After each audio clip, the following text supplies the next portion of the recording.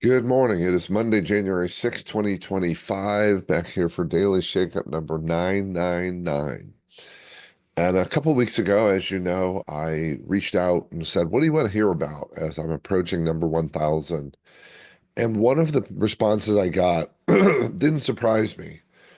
Honestly, it kind of surprised me I didn't get more of this question. And it went something like this.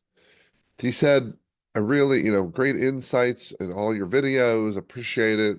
You know, practical tools, inspirational tools.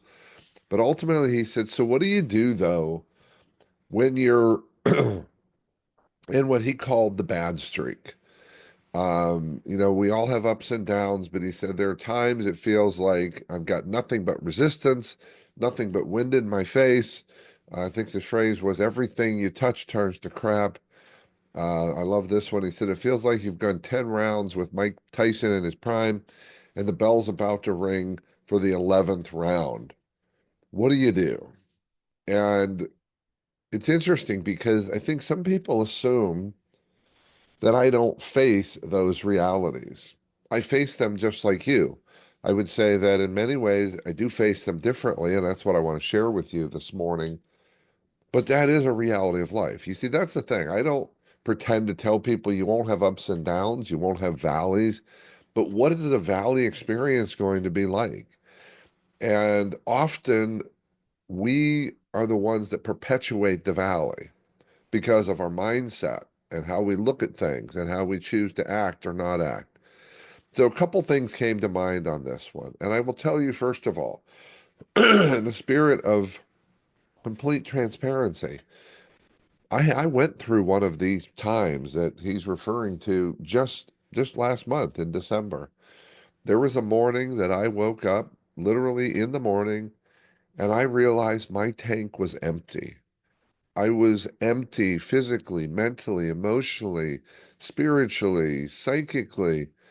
I mean, I was able to function for my core work needs, but other than that, I shut it down. I canceled things. I spent 4 or 5 days just going inside, just resting. Uh, I did what's one of the things that's really hard for us, which is to stop. And this may sound like an inconsistency. Ultimately, I think you just look at it as a paradox. There are times we just need to stop and take a breath and relax. And so a lot of what came to me when I got this question was, let's go to the river.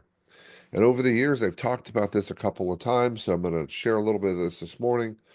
So, if you've been whitewater rafting, you'll know that you get certain instructions. And one of those instructions is if you fall out in the river, don't try to swim and don't try to stand up.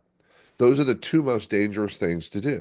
Isn't that interesting? You fall in the water, don't stand up even though you can, and don't try to swim. The reason is there's this current that will take you away. And often people drown because they try to stand up, their feet get caught in the rocks, the water takes them under, and they drown. So don't stand up, even though that's your natural instinct to find stable ground. What instead they say is lie back, point your feet down the river in the general direction you want to go, which is where the river's going, and just ride it out. Sometimes that's what we need to do. The problem when we're in the valley is instead of writing it out, we're trying to fight our way out because we've been told to be forceful, but that's not always the solution. So number one, sometimes we've just got to write it out. Number two, there's that old saying that you've probably all seen that says, in the battle between the river and the stone, the river always wins, not through strength, but through perseverance.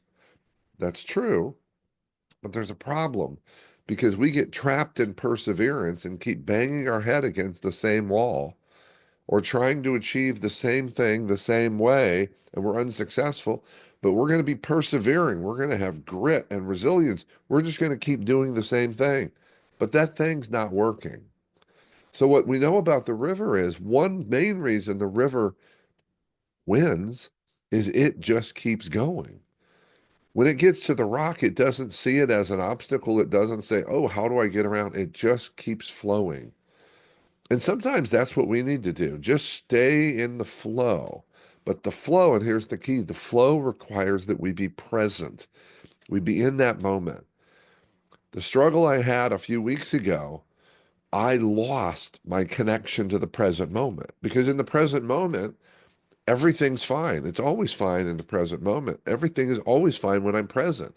It's when I'm worrying about the future or living in the past that I get stressed out and feel like I'm in this battle. The battle doesn't happen in the present moment. That battle happens based upon my perceptions and perspectives of what's happening in the present moment. And that's when I lose the present moment. The great thing about this is I love going to the river because it's a great place to feel really present. There are times that I have gone to rivers and just stood in the river or sat in the river to just be with the river because the river reminds me that everything is okay and the river will keep flowing and I will keep flowing. And that's my message to you.